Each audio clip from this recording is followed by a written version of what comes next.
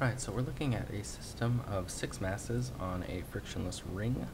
They're connected with springs, and so their natural equilibrium length is 1/6 of the circle. All of these springs have the same spring constant. All of the masses have the same mass. And we'll be locating them with these 6 different angles, theta 1 through theta 6. And so we're going to write the Lagrangian of this. And yeah, so let's start with just the kinetic energy. Alright, so if we look at one of these masses, the kinetic energy, I'll give it a subscript I here.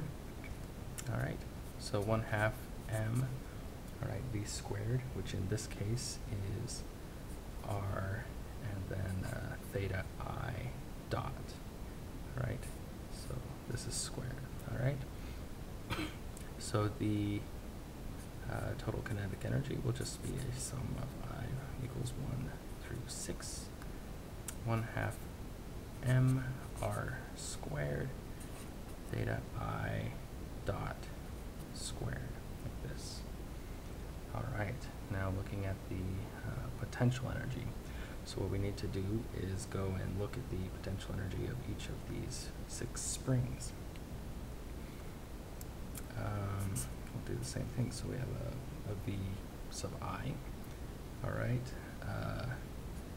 the potential energy of a spring is 1/2 k x squared, where x is the difference in the length of the spring from its equilibrium position. Alright, and right now, assuming I drew this well enough, if these are, assuming these are all equally spaced, which they're not quite, but if they were, then each of these springs would be at equal lengths. So these angles are defined when, as when these masses are equally spaced. So we're going to, for x, it will just be the, I guess, the arc length, but it will depend on the difference between these two angles. All right. So anyway, 1/2 k. All right, and then for the arc length, it will be r times theta. Right, but we'll factor out the r, and that's going to be squared because the displacement is going to be squared. But we're looking at the difference between these two different angles. So let's see. So let's just do this. V sub I is equal to theta I plus 1, alright, minus theta I. Alright, and when we use this notation here, we ask what happens when we get all the way to theta 6. Then this right here would be a theta 7, which we don't have on here.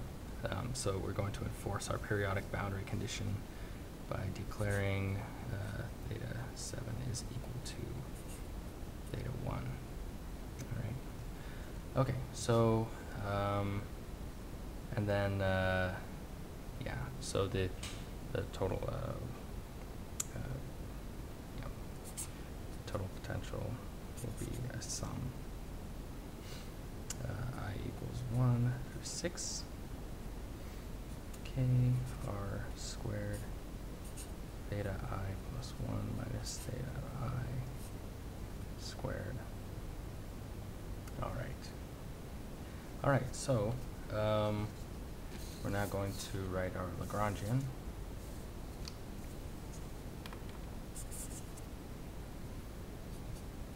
Which is defined as t minus v. So we have, here's the t right up here.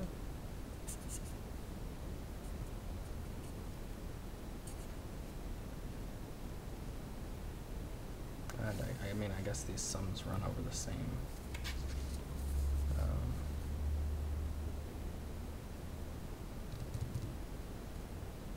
Yeah, I'll just write them separate. Why not?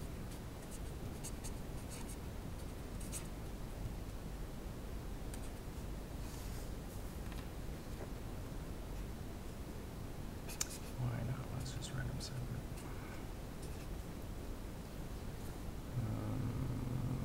Okay, r squared theta I plus 1.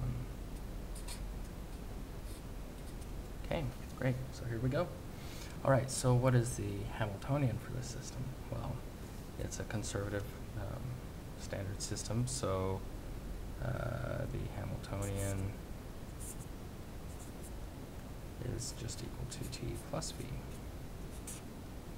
All right, nice shortcut. You don't have to do the whole Legendre transform, whatever. So it's the same thing as above, just with a plus sign in the middle.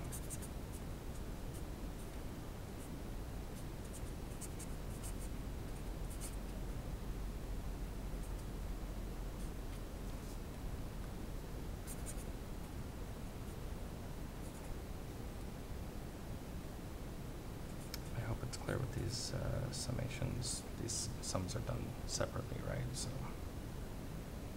yeah, hope there's no mathematicians screaming.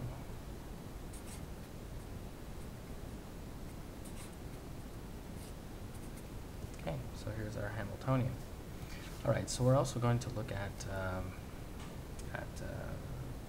any conserved quantities. All right, so when we think of conserved quantities, we think of symmetries. All right, so what sort of symmetry do we have here? Well, obviously, it's, you know, if you were to take the entire system and rotate it around this ring, then, you know, there's one symmetry there. So the motion shouldn't depend on what the angle is that you've rotated around this ring. All right, so so if I have a symmetry of theta I, and then we just, oops, why did I write a Q? This is a theta I, and we just add some angle to it, right? As long as we add the same angle to all of them, right? Then there's a symmetry there. So, so the quantity, so by Noether's theorem, the sum over I of piece of I of the generalized coordinates, which in this case are the theta. All right. These transformed ones. So we're looking at this side with respect to the parameter lambda, and evaluated at lambda equals 0. This quantity is conserved. So if we took the time derivative of this sum, we would get 0. All right, so what do we have for piece of I? Piece of I is equal to the partial derivative of the Lagrangian with respect to just theta dots of I. All right, where do we find that? The only theta dots are in this part right here. We're just picking out the one for I, okay? And so that's equal to m r squared theta I dot. All right, and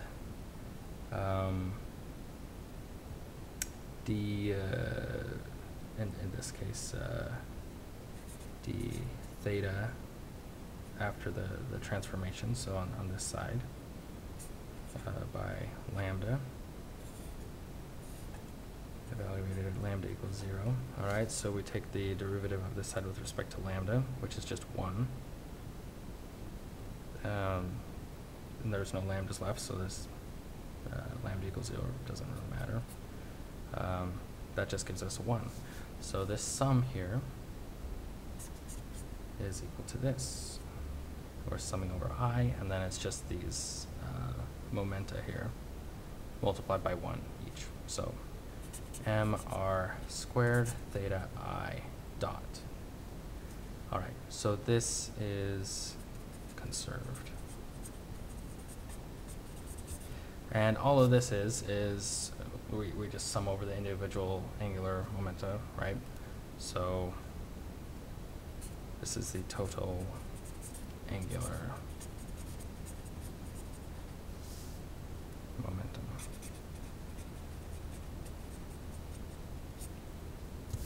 Total angular momentum. All right.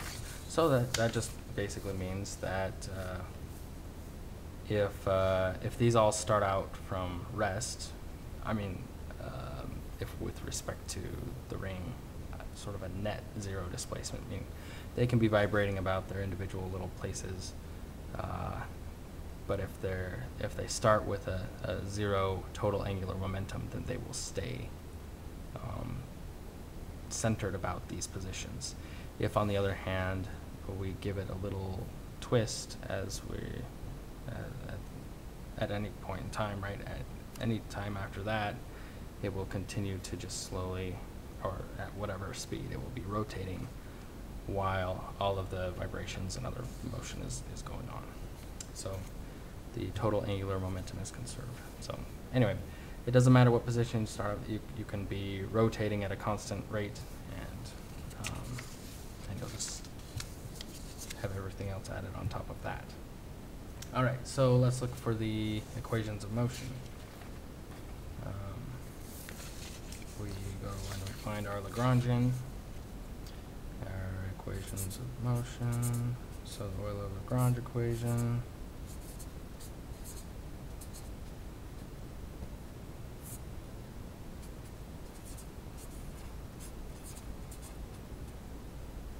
Okay, there's this. Let's go through and look at just for the case of we will pick the i's out of these sums. Okay, so all right. So starting with this side, we're only taking the derivative with respect to the ith theta dot.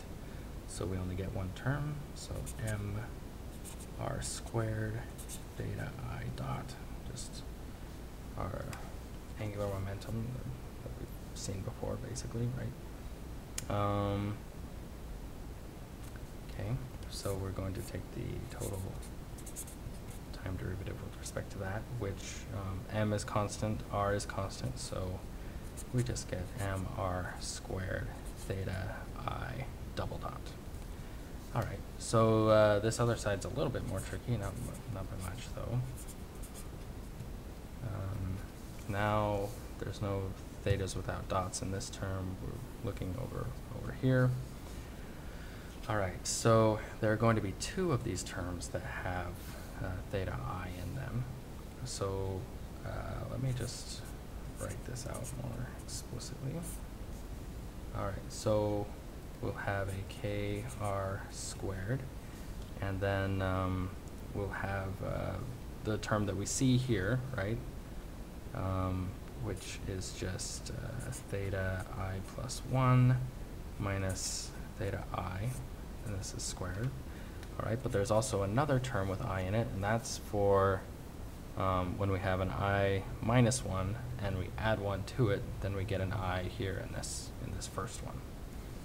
So kr squared, and this time we have a theta I minus a theta I minus 1 squared.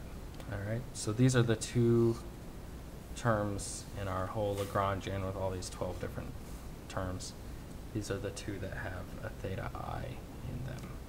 All right, so we can take this partial derivative. I'm going to bring out the kr squareds. Let's see what we have. We have So 2 theta I plus 1 minus theta I, and then we take the derivative inside here, which gives us a minus 1, all right, plus 2 theta I minus theta I minus 1, and the derivative inside just gives us a 1. So we have a kr squared. Let's see what we get here. So this would be a, let's bring out the thetas first. So here we have a 2 theta I. Bring out the theta i's first, and they're all thetas, right? Bring out 2 theta I, and there's 2 more theta I. So this minus 1 and this minus will give us a plus again. So we'll have 4 theta I. All right, and then this minus will turn this one minus. So we have a minus 2 theta I plus 1, and then we also have a minus over here. So minus 2 theta I minus 1. And here we go. So we just set this piece right here equal to this piece down here, and we get our equation of motion, which for the ith,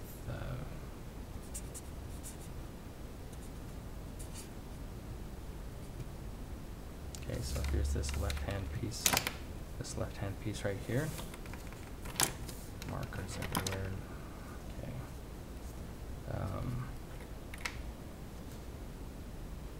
All right, I'm setting it equal to this side. Okay. Kr squared, and then we have a. Let's go ahead and factor out a 2.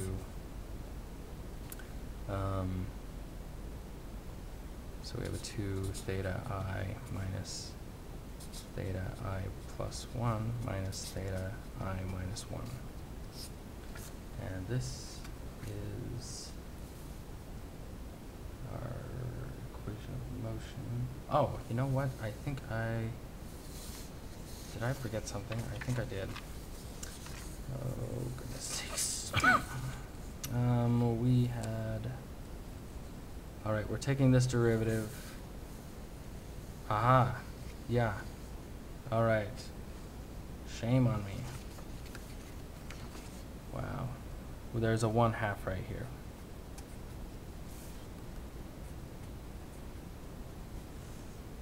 Okay.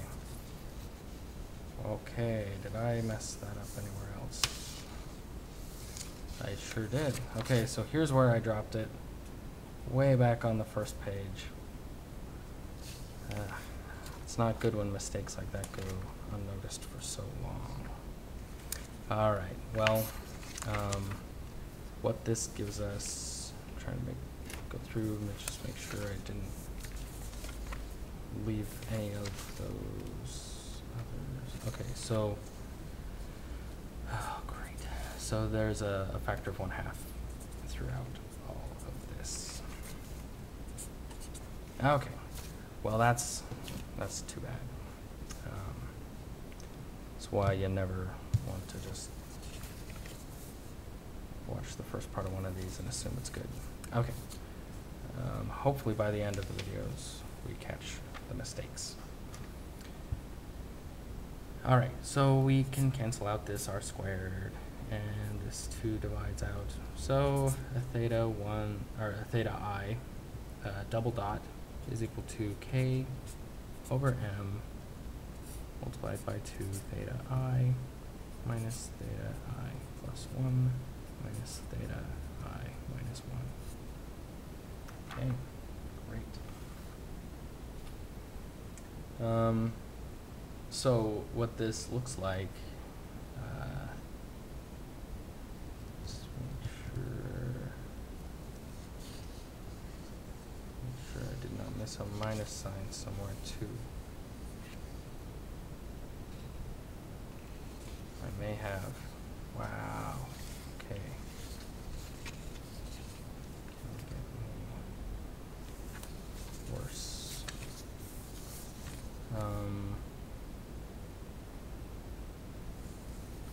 There is a minus sign issue. Yeah. Great. Let's see if, okay, so there should be a minus sign in here. Wow, really botched this one, didn't we? Let's just try and trace it back to, okay, so we have it here. And yeah, I think I was just got distracted by all those sums or something like that. Okay, those are minus. And then we're on to this page. All right. Criminy. Okay, I think we're now good. So I think this equation of motion is good. All right. Okay. All right. So now we're going to look at the normal modes for this problem. All right, and one thing you can do is write this all out in a big old 6x6 matrix and then diagonalize it. We're going to just, based on other problems like this of coupled masses and stuff, we'll just go with a guess. So I wouldn't have just guessed this on my own, but just based on other problems, a good guess for this sort of thing is cosine omega t, and then we add this complex exponential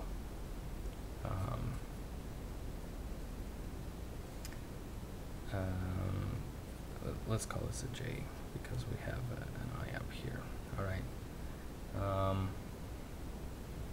Okay, so and this, maybe we should, let's call this a q actually, because we don't want to get confused with our spring constant either. So this is sort of like a wave number or something. All right, so let's plug this in. So when we take a double derivative of this, we get e to the I q j. We'll get an omega squared, cosine omega t. All right, that's this side. All right, equals minus k over m, and then we get, let's see, so cosine 2 cosine omega t e to the I q j minus cosine, I should have just factored out this cosine, huh? E to the I plus, this is j is our index, right? So I q, that's a q, j plus 1, all right, and minus cosine omega t e to the I q j minus 1. All right, so let's see how we can clean this up.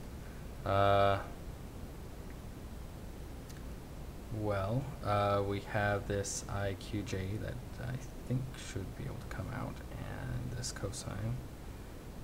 So let's go ahead and cross those out, and so this one will go away, and then we'll lose the little j out of each of these exponents. So when the smoke clears, we have an omega squared equals minus k over m, and we have a, this IQJ, e to the IQJ also went away. 2 cosine,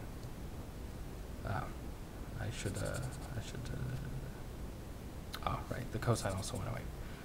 Okay, 2 minus e to the I q, okay, minus e to the minus I q. All right, I think we're good. All right. So let's see what we've got here. So here we can rewrite this is a 2. All right, so a minus, and if we take out these minus signs, we have 2 times a cosine, right? 2 times cosine of q. Okay. All right. All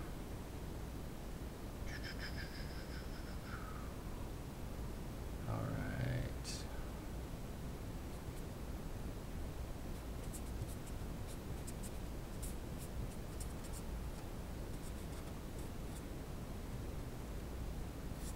Okay, so now we're going to use a trig identity, I guess.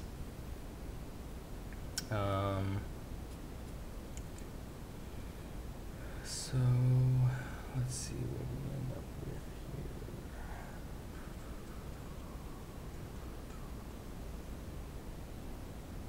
We get a 4k over m sine square of q over 2. All right. Okay, so now we have this omega squared. All right.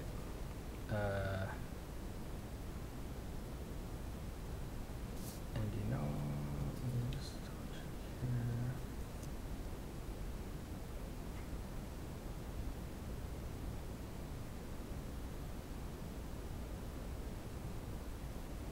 Okay. Yeah, so anyway, so this is a dispersion relation, right? This wave number, this q thing, in terms of or this angular frequency in terms of this. We also have to enforce a periodic boundary condition, which would be that e to the I q is equal to e to the I 7q. All right, so this goes back to when we said our theta 7 is equal to theta 1.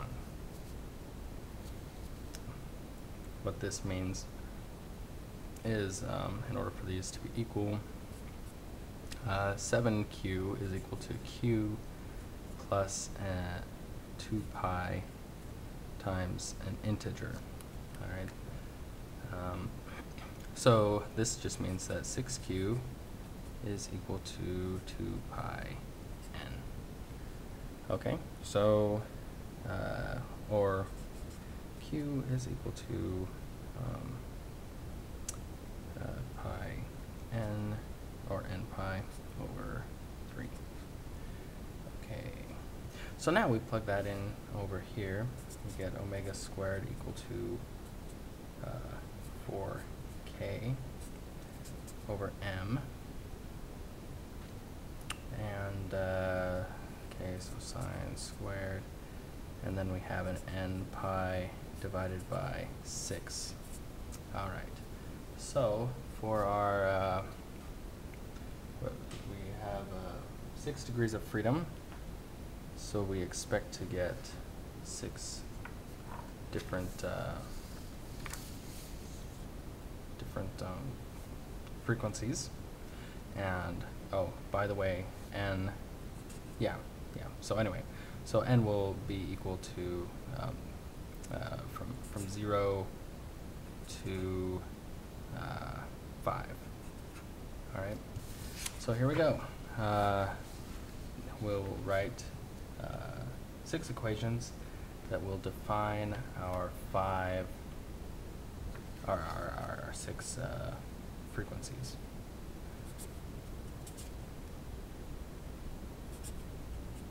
So we'll just write out n equals 0 through 5 here.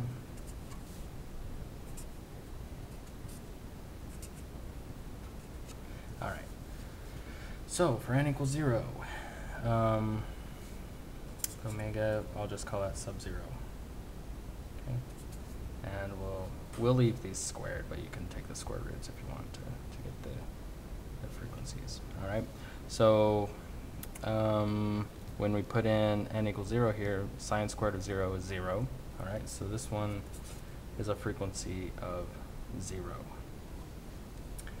All right, omega 1. Okay, we get a 4k m sine squared of pi over 6. All right, so sine of pi over 6 is 1/2, and when we square that, we just get 1/4. So this is equal to k over m. All right, here we have omega 2 squared. All right, 4k over m sine squared. We plug in n equals 2. All right, so we get a pi thirds. Okay, so pi thirds is equal to square root of 3 over 2. We get a 3/4 when we take the square of that. So we end up with 3k over m. All right, the third one, or the fourth one, I guess. 4k over m sine squared. All right, so now we're plugging in a 3 here, and we just get a pi halves. All right, sine of pi halves is equal to 1, so we get 4k over m. Omega 4 cubed. Oh, I wrote a 3 up here. That's a squared, just like the others. Okay, so plugging in a 4 here, we get a 2/3 pi. Okay, and that's also going to give us the same as the 1/3 pi. All right, the sign is symmetric, or 0 to pi, it's symmetric about pi halves. So we'll get the same answer as we did up there. And this last one.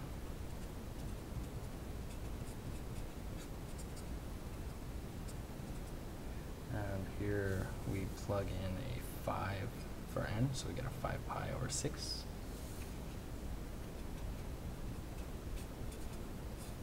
Which is symmetric with the, oh, anyway, it's the same as this one up here.